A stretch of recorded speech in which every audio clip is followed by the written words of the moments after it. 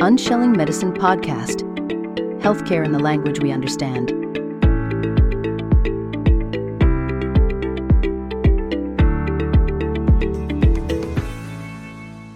Hello, welcome everybody. Today I have Angela Blanco. Angela Blanco is the founder of Fluency Lab. We're going to talk about Fluency Lab and what it stands for, what it does, and our conversation is going to be based on that. So it's a bit of a multi-faceted conversation.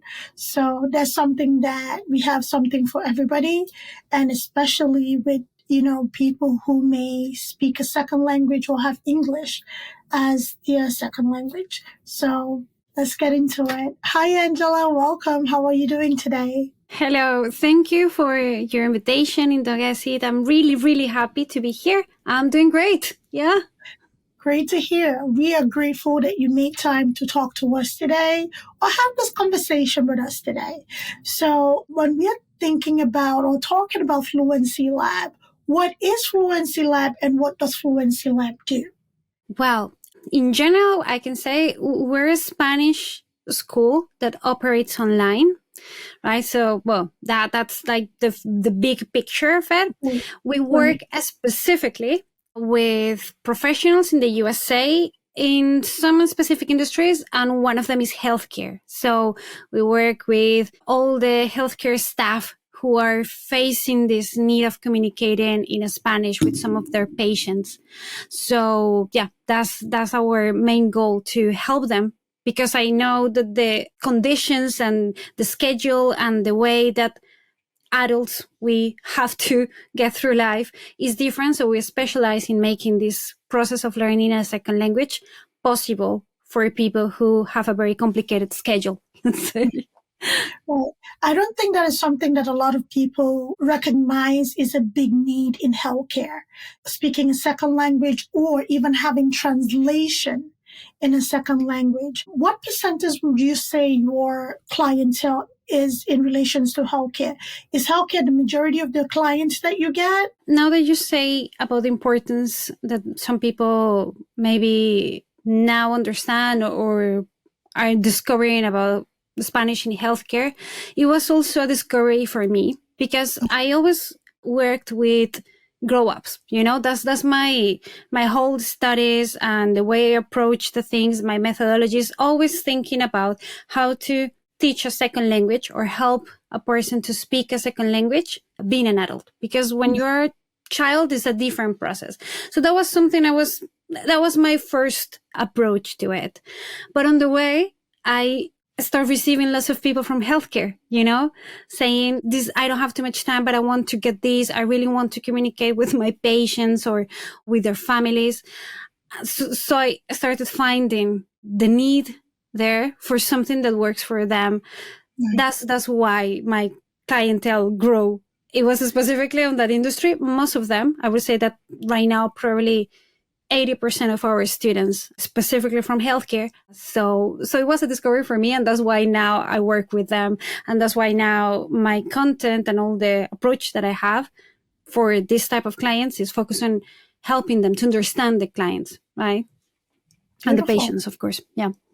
Beautiful. And, how much of those doctors, nurses, or healthcare providers in general, including social workers, who are now learning Spanish as a second language, how much of them have even expressed to you the need for having maybe an interpreter or translator while they're working to improve their Spanish? Because it is a learning process. You're learning a second language, and most people who are trying to understand a second language maybe have no basis of another language, right? If you at least speak another language, it makes it easier to learn something new, right? But as an adult who's lost that elasticity that children have, it can be a process to learn a second language. Do you see that, or do you ever have a client who asks for maybe one of your staff to work as a translator, or is that something that you don't do? No, we only focus on the education. So we help them. Our methodology is based on helping them to communicate themselves in Spanish, to acquire the language and to be able to use it directly. Something that some of them have commented is that sometimes they can find an interpreter, but sometimes they're not available during their shifts. Yeah. And even in some cases, they don't want to lose complete control of what is happening. They feel a bit like, I wish I was able to be a bit closer to monitor a bit more the process of the translation, so I know everything is said properly, or that it's not going to give any chance for misunderstandings or things like that. So I think that's the first approach. It's like, maybe I'm not going to be the master of Spanish. I'm not going to be able to talk about politics, blah, blah, blah, or whatever other complicated topics. I want to be able to make sure that the process is smooth, right? And that I can help and build a bridge if it's needed. If something is missing, or if the interpreter maybe missed this or that, I can be there to double check and to make sure that the patient is clear or their family is clear about what is happening. So that's the feeling. I think it's something a bit more than transactional. I don't know. It's more emotional. They really want to be able to be there to control the process and be there for helping in the whole communication. So that's what I found. And that's how we help them. We work on helping them to communicate more than offering services for translation. Beautiful. And I'm so happy you said that, because not every interpreter is the same. The interpreters that actually take the process very, seriously, in a sense that they do interpret word for word what the client says. But those interpreters are very few. And even that whole process of having a middle person is very time consuming. And, in a very busy healthcare setting. So there's usually things missed. I'm speaking from experience in using a translator. There's usually either things missed that the translator may not feel is important to communicate. But even those little nuances of communication, even if it's like just a huff, a puff, or idiom, something like that, it may not to you sound like something you should tell me as a provider. But for me, I need to know that, because what about this process is making you so exasperated that you are lamenting? So I do understand that emotional connection, having a real-time conversation where you understand every single word, or you can pull out every single word. So kudos to the providers who are coming to learn from you, because that is an extra investment, on themselves to provide that value-based care. So what are the success stories that you have had from your school with the providers that come to you? Yeah, well, you're right. I was thinking, of course, taking your question and what you said, that at the same time, we want to be able to understand every single word, but that's the goal. Right. And that's where we want to get. However, I have been helping them to comprehend that in the process of reaching that goal, sometimes even being able to take some important keywords in the speech is already taking, it's already an improvement, and gives them a bit more of the control that I was, talking about, being able to understand what the other person is saying. So something, one of the stories that comes to my mind right now is what happens in emergency rooms sometimes when, they have expressed that the other person, the person who maybe their first language is not English, and maybe they can communicate some stuff, but they're not really fluent. They really don't know how to say it. When they're in this moment of distress, or their family, the situation gets even more complicated. So everyone who has been trying to communicate in a second language before knows quite well that emotions get on the way. I mean, that happens to us even when we take a test, right? One thing is when we're studying for the test. Another thing is when we take the test and the emotions are on the way. Something like that would happen and will double. I think it's even worse when you're in a moment when emotions are on the way. So what one of my students said is, she was very happy because she said, in that moment, I am the professional. I'm used to this level of stress. I'm used to talk with people who are facing difficulties in that moment. So emotionally, I'm a bit relaxed in comparison to them. So what I want is, to say, well, we can meet on the way. Maybe my Spanish is not perfect. Maybe your English is not perfect either, but I'm right now calmer and I can help you. I can walk more of the path, maybe give an 80% and you give the other 20 Right. to know exactly what is going on and how I can help. So I love that approach because I thought that's exactly the point. Maybe you cannot understand every single word yet because it's a process and every time you're getting better and better. But we know that it's a path to walk. But she said it's already being able to, get that 80% and be there for that person who in that moment probably, their English is just out of the way. It's just so complicated in that moment to explain anything that I am the one who needs to be there to understand. I'm the professional. I'm the one who can help. So that's why she needed Spanish in that case. So that's one of those stories that is great. It's just when she says, and I was able to do it, and sometimes I receive some WhatsApps from the students like, today use this word that you told me last time, or we were talking about this and I was able to, smile back and make a comment to the person. Even if the interpreter was there, I was already reacting in real time to what the person was saying because I knew what they were talking about. So even with the translation, to double check and to make sure that no misunderstandings are happening, I was able to create rapport right away. So the patient understood that I knew what they were talking about in the moment that they were talking. And for them, to be able to get to that point after some months, maybe, of studying the language for the first time is, it's priceless. It's just great. And I love hearing those stories because I think, you're creating that connection that you crave as a professional because you miss it. You know how it feels when you speak in your mother tongue. And now you want to reach the same level when you speak in Spanish and you're getting there. So I think it's that. That's beautiful. It actually makes me happy to hear that because there's a certain level of satisfaction that you get when, you're able to help somebody in a way that feels comfortable for them. And it's just, it's a beautiful feedback to receive things like that from, people that are your clients or in your school. So typically, so that, whoever's listening to us, typically what is the duration of learning that you have seen typically in the students where, they spend however many weeks, however many months, and they feel like, okay, they're in a place of being comfortable. And what is the frequency of meeting? Is it like a one-on-one coaching or is it like segmented into like online courses? How is that your program organized?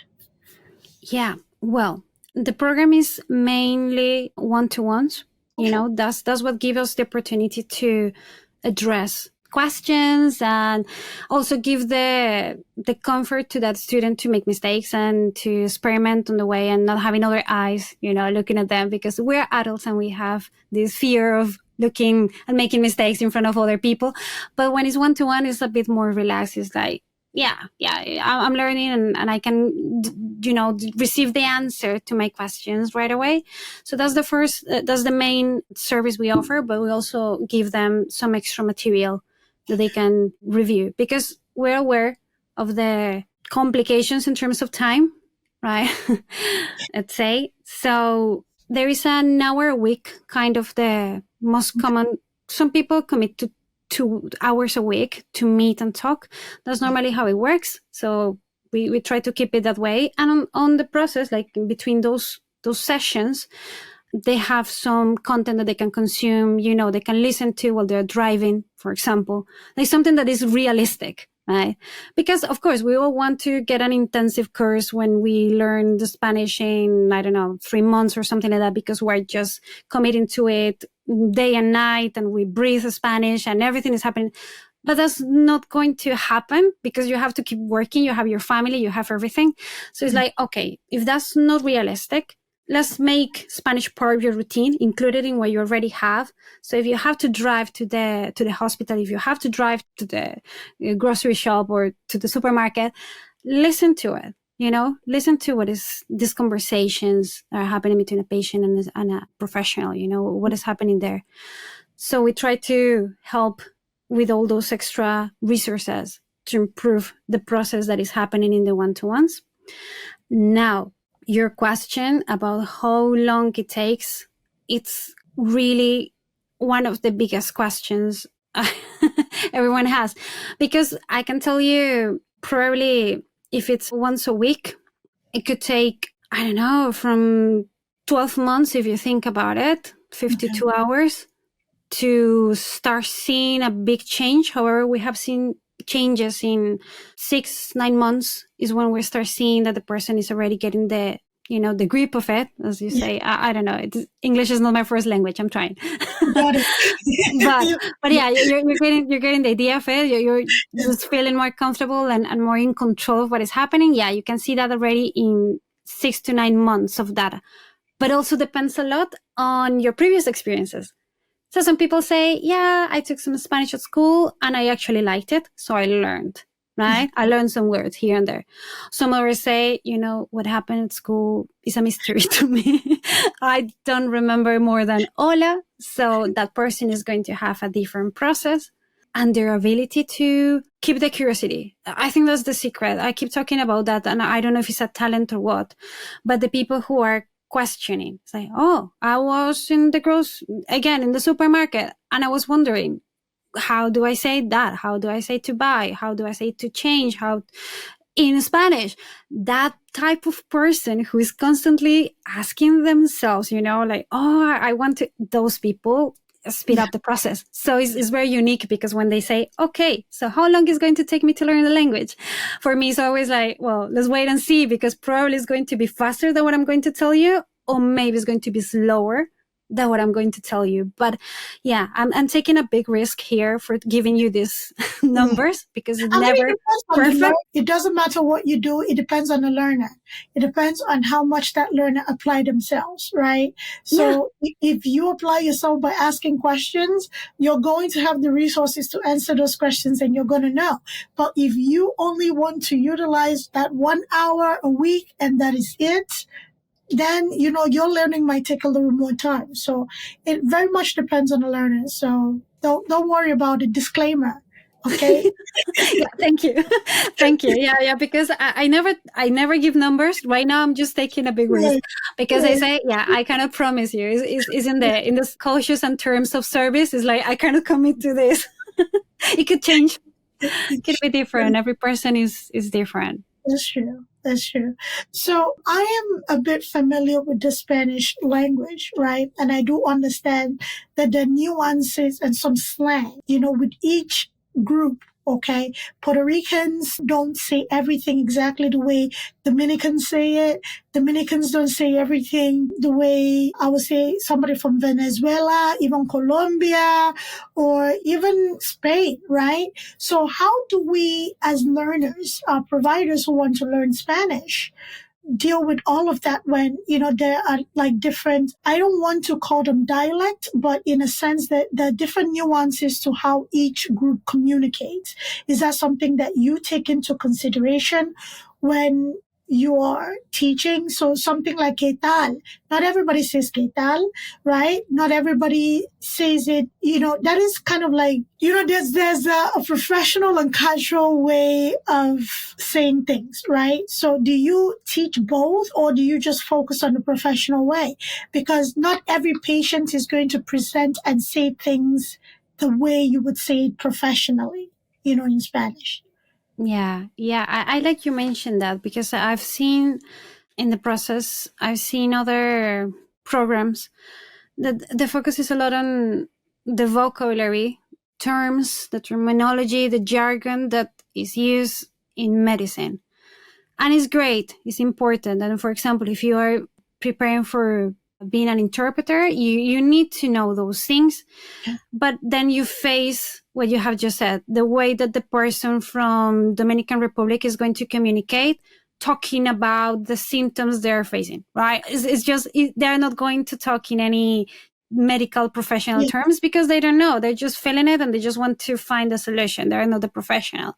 So we try to keep that balance. thinking, okay, this is how you're going to, you need to be familiar with these terms in Spanish naturally, but you really have to focus on how that person is going to communicate.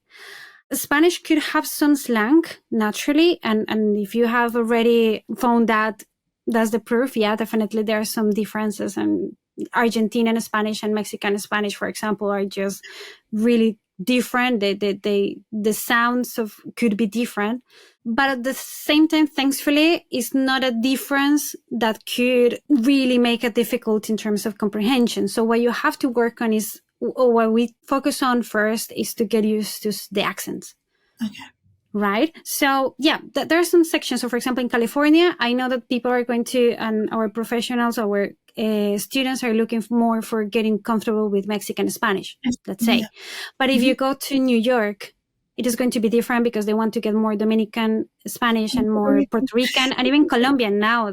Yeah. I'm from Colombia, so we have many Colombians in New York now, or New Jersey, those areas. So I'm aware of that, and I expose them to listening activities and things that are related with that type of Spanish.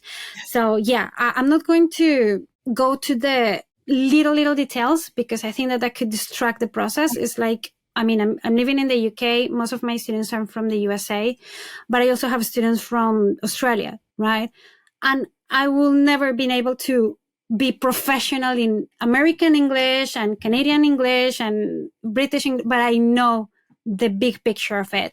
And I know which things could change or how the accents are going to variate. And based on that, then I make my best guess, right? And sometimes some Australians, I still say to them, like, can you repeat that? Because I couldn't understand it, right? But it's all right because I got perfect. So that's what I say, that's when you speak a second language, you have to compromise some things. So of course, even with your own language, you don't even understand all the speakers all the time. I have some difficulties understanding some people from Cuba, depending on the person, right? And I'm a native speaker, and sometimes I have to double check, like, talking about this, right? Because, a piece of paper could have a different name there, but I can double check. So that's what I invite our students to do. Is also like, yeah, it happens to us as well. You have to do a bit of guessing, but the big language, thankfully, is shared. So the main symptoms, the parts of the body, the questions that they're going to make are going to be the same, just going to change the bit of the accent, and that's where we focus on.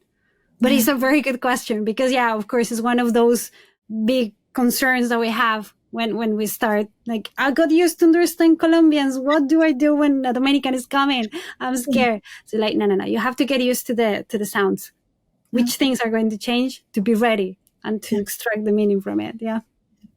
It's such an interesting thing because, I'm on the East Coast. So when it comes to the way Puerto Ricans, Dominicans, like you mentioned, the Colombians speak, it's very much, it can be confusing when you are in a group of mostly Dominicans and then you're with Puerto Ricans, like it's the exact same conversation, but it sounds different. So understanding those intonations, understanding like even the slang, not everybody's going to say como está the way that it's supposed to be said. If I'm meeting a friend, that is very formal. But if I'm meeting somebody in the, professional setting, I may say that, right? Not to be too friendly, I would say. So yeah, understanding the code. Yes, yeah. Understanding the code, is great that you actually tailor your teaching or the education based on, the geographical location of your client. Even in a place like Chicago has a lot of Mexican kind of heritage when it comes to Spanish. But, there's also a mix, right? That's a different culture on its own, when you hear Chicano, then again, California is heavy in the Mexican culture, but there's also nuances of the other Spanish culture as well. So I think that is really unique to focus there. So let's go back to the medical jargons that you talked about a little earlier. Given that I'm talking about your clients in the healthcare arena, is it important that you understand not necessarily the whole medical encyclopedia, but most of what happens in healthcare, because this is the arena that your students are looking to use their Spanish so that they can perform better and get that satisfaction from the work that you do. Yeah, exactly. So it is coming back a bit to the numbers and the months that I was mentioning before. The main reason we're capable of keeping these programs this way, like the small commitment per week, let's say, again, coming back to the realistic way of really being able to include the Spanish in your daily life and making it something achievable in the future. And all of this, being able to frame it in these periods of time make us have to make decisions about which environments or which context we're going to get comfortable with first, right? So that's why, we focus specifically on understanding the patient. I think that this is a teamwork, right? And I'm not a medical professional. I'm not a professional in healthcare, right?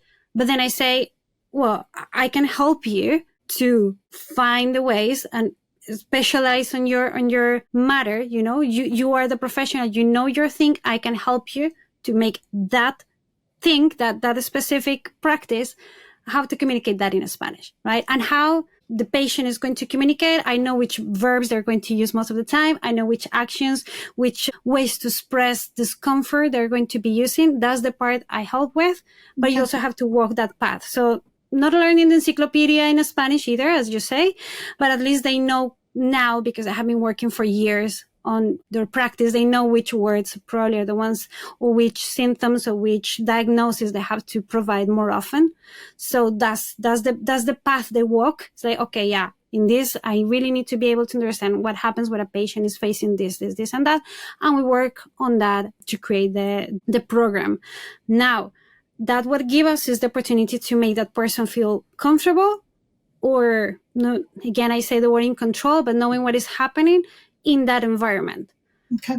If I promised a student that is going to be able to be the heart of the party on a Cinco de Mayo, I would be lying, right? Because I'm not, for being able to get those goals, we have to focus on that specific environment. And right now, I've been living here in the UK for 5 years, and if I go to the mechanic, I'm worthless. I'm worthless, right? I'm very good at explaining these topics in English, building, some social life in English. Yeah. But the moment that I go to the mechanic, or the moment that I go to the bank, I feel like a little girl, I have to get comfortable with the words they're going to be using, the slang they're going to be using, all of it, because that's not my environment. And that's something that you're always going to be facing. So yeah, that's why we focus on their profession. And that's why in Fluency Lab, we work on professional aspects, right? So if you want to get better at your industry, yes.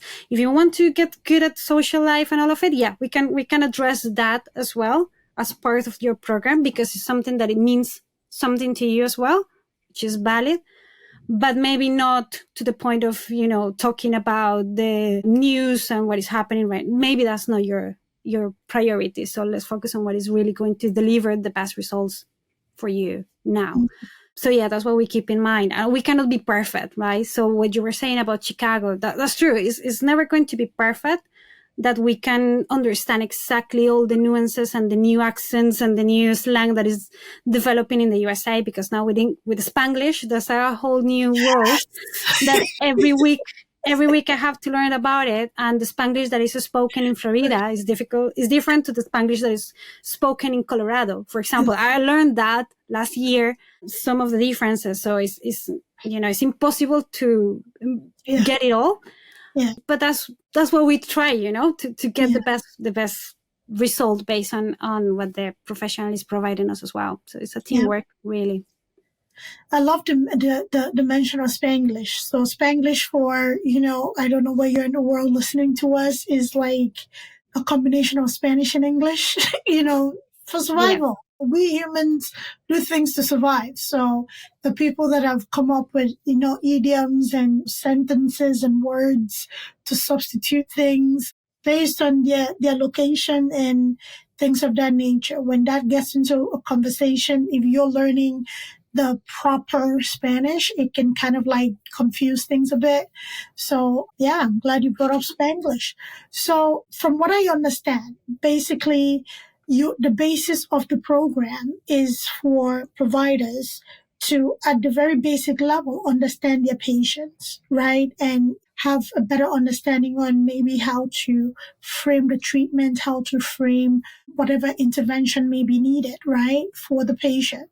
So the reason I asked about the encyclopedia or learning medical terminology is because I had to find myself in a place where things completely don't sound the same. Because there's some Spanish words that mirror English and it makes sense. And there's some Spanish words that are completely different. So like doctor, doctora, right? Makes sense. Nurse, enfermera, that is nurse. Not anywhere close, So right? different. You know, I know. you have to let enfermera, doctora, and even with diagnosis, sometimes you're trying to educate a patient about diagnosis. Like diabetes is similar in Spanish, right? Okay. But pneumonia is not the same. So that's why I asked that question. And do you also maybe think is important for your students who are trying to learn the basis of communication when it comes to understanding their patients to also apply themselves and also knowing, depending on their area of specialties, the diagnosis, how they can be worded in Spanish and the education that goes with it? Because yes, communicating is on understanding your patient is one way, but the second way, because it's a two-way street, the second way of that road is for you to be able to communicate with your patients in a way that they too understand you. Yeah, absolutely. And it's interesting because I think that I have been focusing so much on the gaps that I found in previous programs or in other programs that are given for medical Spanish, which is, let's understand where it's coming the other way back. Yeah, that's why I was talking more about that. But it's true. It's very important that you mentioned that. Yeah, definitely. The part of being able to give the diagnosis or the treatment or the procedure that you're going to apply is fundamental. Yes. It's just that sometimes people get too good at that part. Like I know it. Yeah. So now that you mention it, it's interesting because you're thinking about it as a possible part that could be missing. For me, it's been the case that they get very good at that.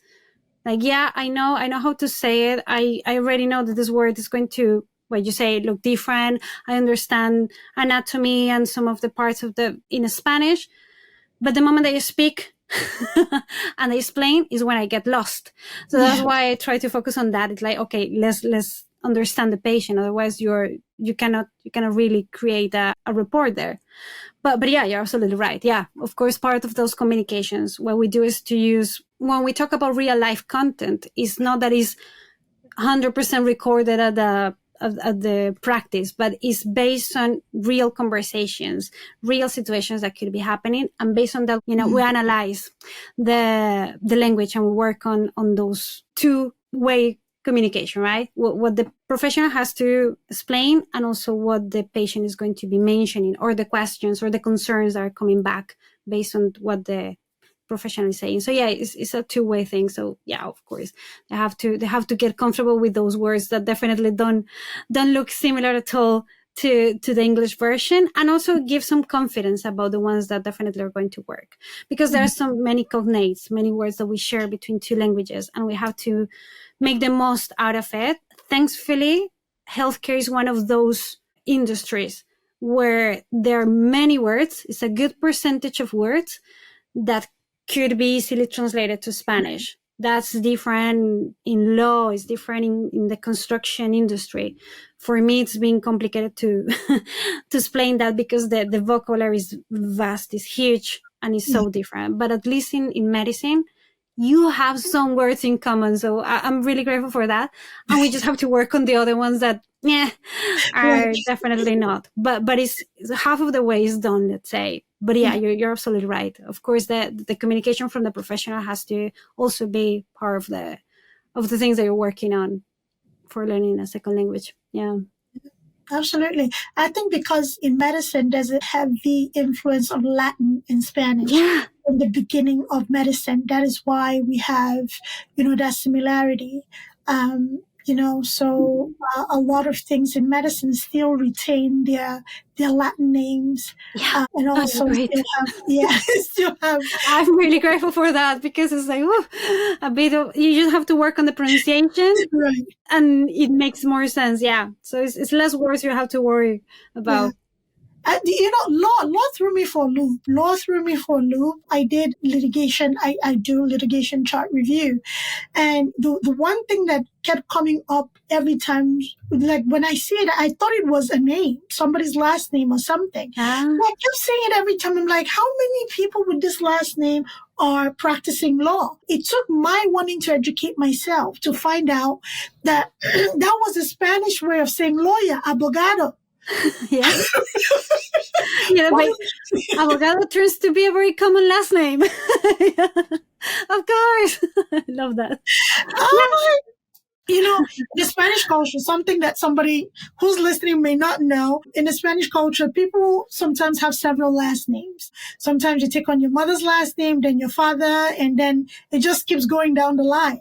So that was my confusion in the very beginning when I was getting exposed to the legal side of, medicine and Spanish legal side of medicine as well. And I kept saying abogado. Now I know he's lawyer. That's what it is. So not everything sounds the same. And in healthcare, thankfully, just like Angela said, we're very grateful for the Latin influence that has kind of like retained the same. Some words, yeah. Some words, not all of them, but, majority of them, I would say. Majority of the words have been retained, and sometimes is easier, and sometimes is it takes you as a practitioner applying yourself and trying to, language translation with a person is an alternative. I do not believe is the end all and be all. No matter what you use, you don't want to lose that interpersonal connection with your patient. Because if it feels like I'm talking to somebody else who's understanding me more than you're understanding me, then why are we talking, right? That's why I'm very passionate about language translation, because I have seen the difference it makes when it's done right. And I've seen the other side of things when things go horribly wrong, when it wasn't done right or done at all, right? So that's why I developed a software that helps with that real-time conversation. If you're not in a space to, okay, it's high stress, I don't understand, or, okay, I've tried understanding, even with my knowledge, you can have something that right there can help understand word for word what is being said, so that that person understands you. Because most medical mishap happens when, like you said, the provider is good doing their medical part by talking at the patient. So based on my knowledge, I'm going to talk at you. I don't quite understand the questions you're asking me, so I cannot clarify whatever else I need to clarify. So what if you're trying to tell me, okay, with all this recommendation you're giving me, I don't have support at home for somebody to help me, right? But I just had a major surgery and I'm going home to take care of myself, but I don't have support.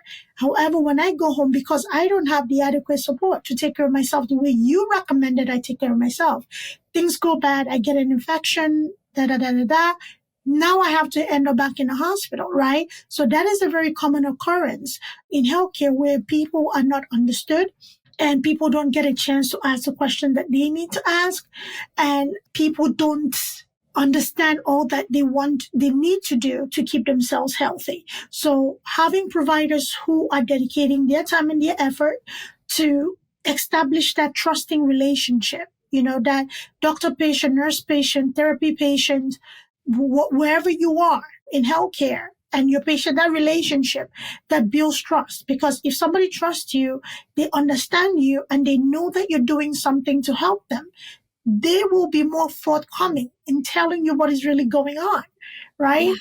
I like you mentioned that, because it's also, if we are writing our own language, mm-hmm. There's some things, some stuff that make us feel really vulnerable to talk about. Yeah. very uncomfortable to talk about.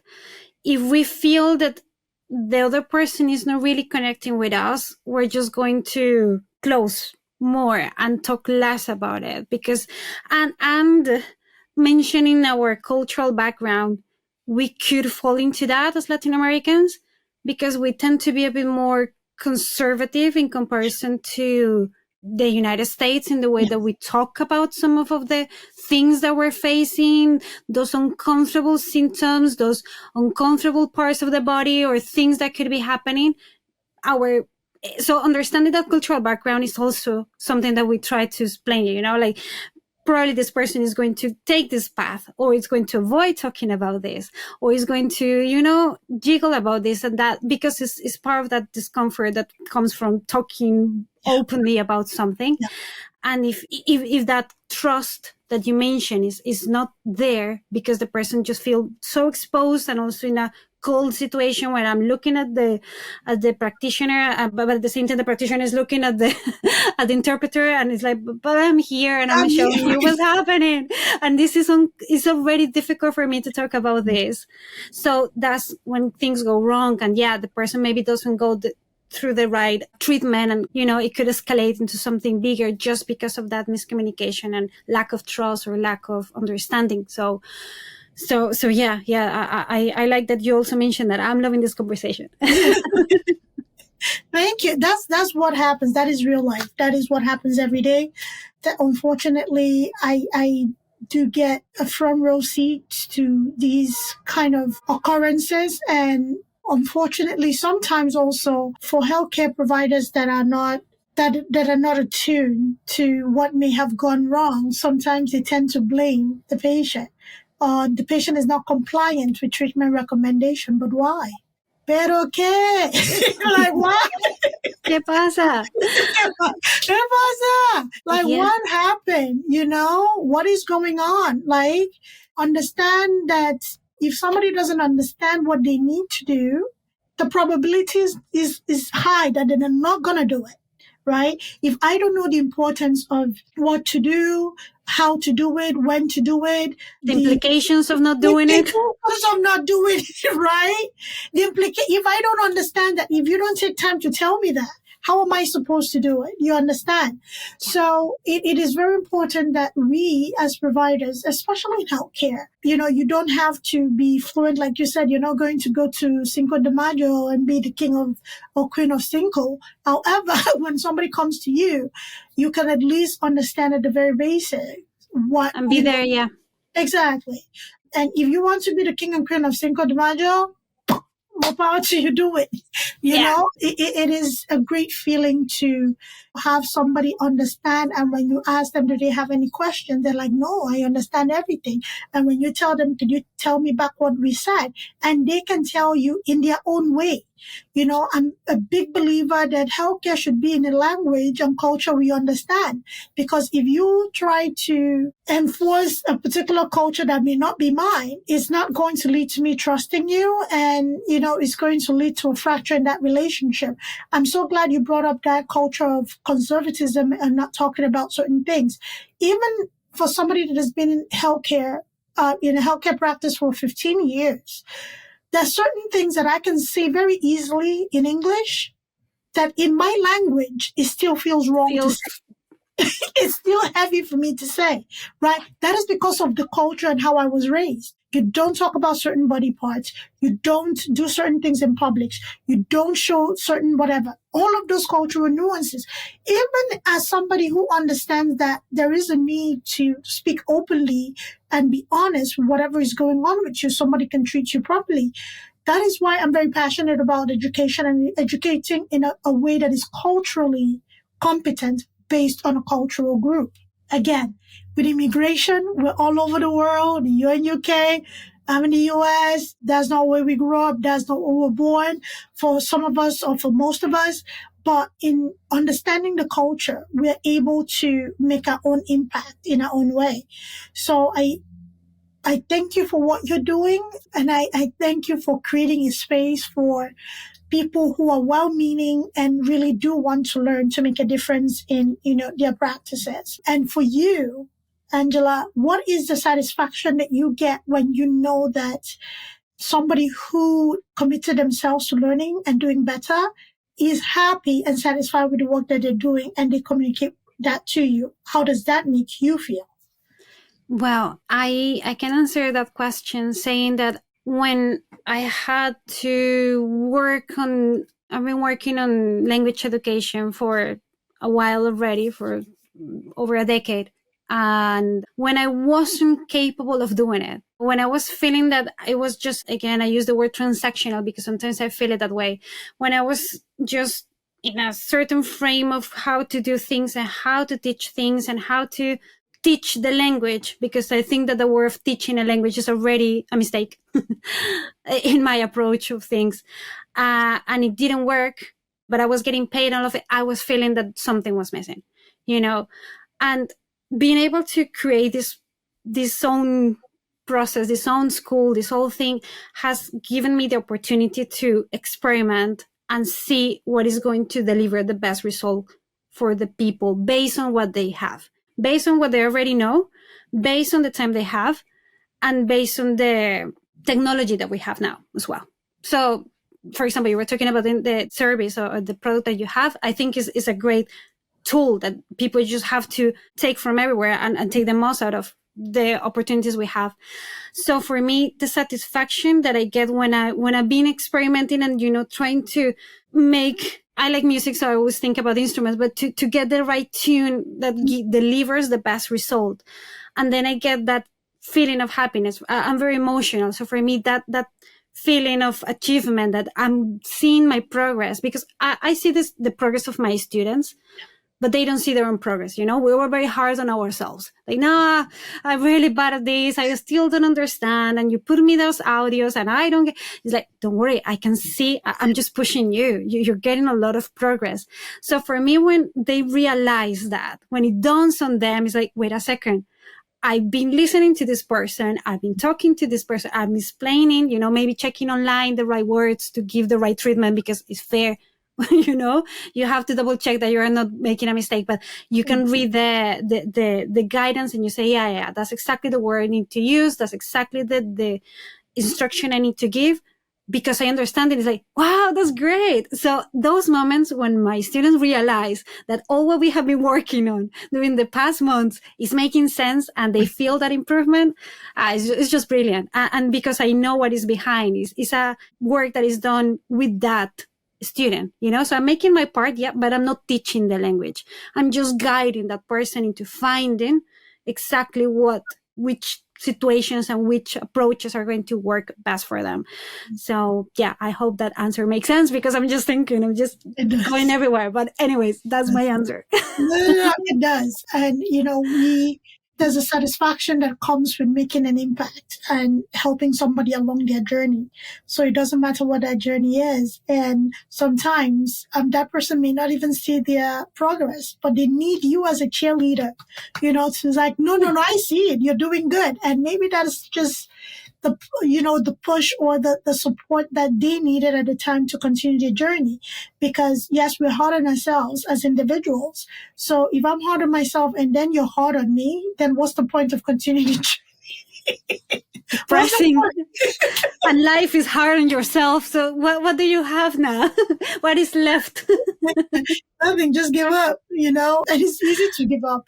So that is great that you are that cheerleader and, pushing people to their best potential. So Angela, let's talk about where everybody can find you. So if there's anybody that is listening to you, whether in construction, in business, in law, healthcare, all the areas that you cover, even retail, right? They're listening to us and they want to either improve themselves, improve their staff, understanding of Spanish and in relation to their customers, their clientele, their patients. How can they reach you? How can they find you?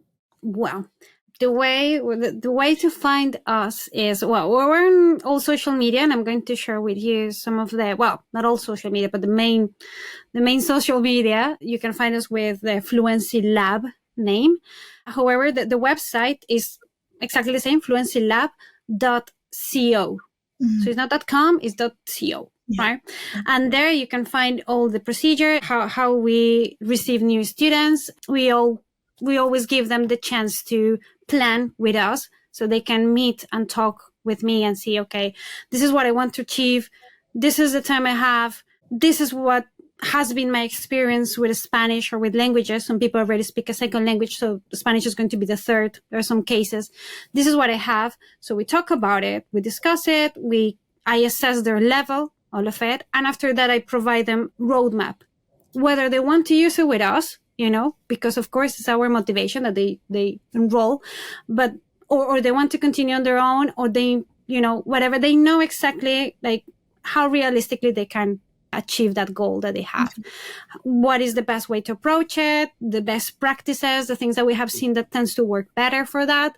So they're going to receive that after that hour. If they want to join, great, but at least they have the chance to get to know, what are the possibilities they have for achieving that level or that goal. So that's something that they can find on the website.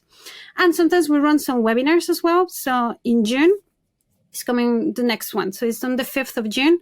We're going to be talking about those words that the patients always use to talk about their symptoms. So at least they get a grasp of those words, and then we give them some strategies to get comfortable with understanding, with the listening part. That is something that some people get scared. So yeah, that's going to be happening on the 5th of June. If they want to enroll, this is a free workshop. And if not, directly, you can go to fluencylab.co to check that roadmap planning that we have for everyone. Beautiful. So we're going to make all of that information available in the show notes, website and all the socials handles. So feel free to go explore, look forward to the webinar and see if this is right for you. Again, you're not going to know if it's right for you if you're not asking questions. So explore and ask the questions, whatever question it is, present it. And it's an additional thing to have in addition to your credentials and your knowledge. Is something that will help, in serving your patient population and clientele, I believe. So learning another language, or at least understanding the basics of communication of another language, goes a long way.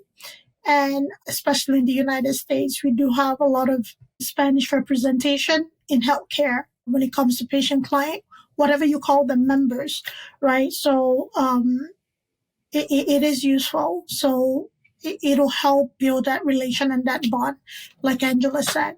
So Angela, before I let you go, usually I ask my guest to leave our listeners with what I call golden nuggets. So you've left a lot of gems, okay? So what is the one thing that you can tell anybody listening to us today about learning a second language, learning Spanish, or connecting with a patient, whatever it is that you would like to let our listeners take away from this conversation? I think I'm just thinking of two things right now is stop worrying about feeling that you are too old to do it. Because I work entirely with adults, so I know that's the main concern. Is like, I wish, that they're looking back. If my parents would have put me in Spanish lessons when I was three years old, it would have been amazing. I would already be in a bilingual. Yes, that would be great. But it's not the case. But that doesn't mean that you cannot do it. Yes. Or that Spanish or languages is not my thing. I've always been bad at it. Some people approaches these processes with that belief. So I would say, get rid of that, please. It's really so damaging to you and it's unfair on you. Because what you experience at school with other 40 kids learning Spanish at the same time is not what you should take as the truth. Like, okay, yeah, I'm just bad at languages. I always failed Spanish. I always failed French or whatever, right? So get rid of that, please. That's the first gem. That really helps. And the second one is be curious. Like, keep always wondering what would be the best way to do this. Curiosity is really the best tool for learning anything. And probably something I love about working with professionals is that people already know how they feel and how they approach their own practice or their own industry. So they keep reading papers, learning about the last things that are happening, attending workshops, updating themselves. That curiosity that you feel towards your profession, because you know how important it is for giving the best. That's also the same approach that you need to have with learning a second language, with anything really. It's just thinking, okay, how could I do this better? Feel curious, try things, fail, that maybe it doesn't work. I bought that CD that promised me to teach me Spanish while I sleep and it didn't work. Doesn't matter, I tried it, right? But things like that curiosity of finding ways to get your way to feel more comfortable with the language, that really makes a difference.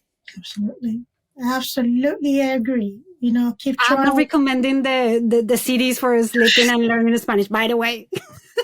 By the way, she's not recommending it. But however, if you've tried it, it doesn't mean that is the end of it. Please. Maybe you learn something. Maybe you learn something. Who knows? But it's never one and done in life. You can try a few things, and out of 5 things you try, only one works. So, but if you did not keep trying to see what would work, how would you get to that one that worked?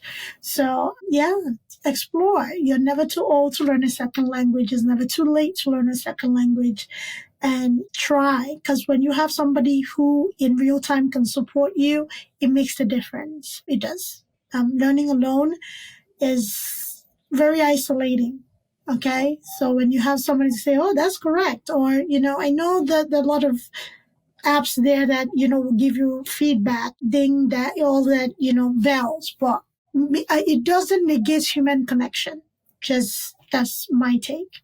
So go explore, Angela. Again, I talked about my software, Altruistic Scribe. Explore that as well. All of this is for language conversation. All of this is for us to meet people where they are and provide the best service that we can to people. Both of them, real-time conversation, in-person real-time conversation, utilizing a software to have a real-time conversation.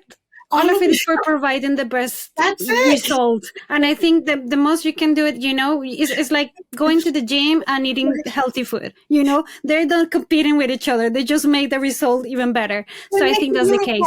Why not? Yeah. So explore whatever works for you. Yeah. Explore it. Let us know what you think about this conversation. Let us know if this was relatable. If you've explored the 2 options, let us know what you think. We appreciate your feedback, and please go and check Angela out. Again, like he said, everything is going to be in the show notes. So if you don't remember, okay, what was that said? Don't worry. We can provide the link. We will provide the link, and you can click in and get to Angela. All right. Thank you so much for listening. Angela, it was a pleasure having you on. I've been looking forward to us having this conversation for a while now, since we first met. So I thoroughly enjoyed talking to you. Yeah, likewise. It's been great. So thank you very much for all this time. And I think that we both reach very, very good points. And I hope that your listeners are going to feel inspired after this. I believe they will. Thank you so much. I'm grateful for you being here. Thank all of you for listening. Grateful for you as well. So let us know what you think. Take care of yourselves. Bye-bye.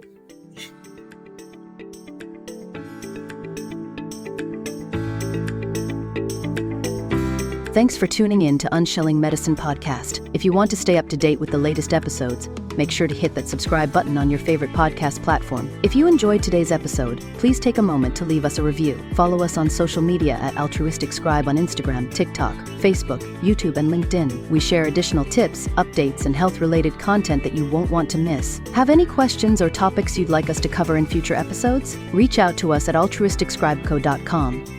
We're always eager to hear from our listeners and tackle the health topics that matter most to you.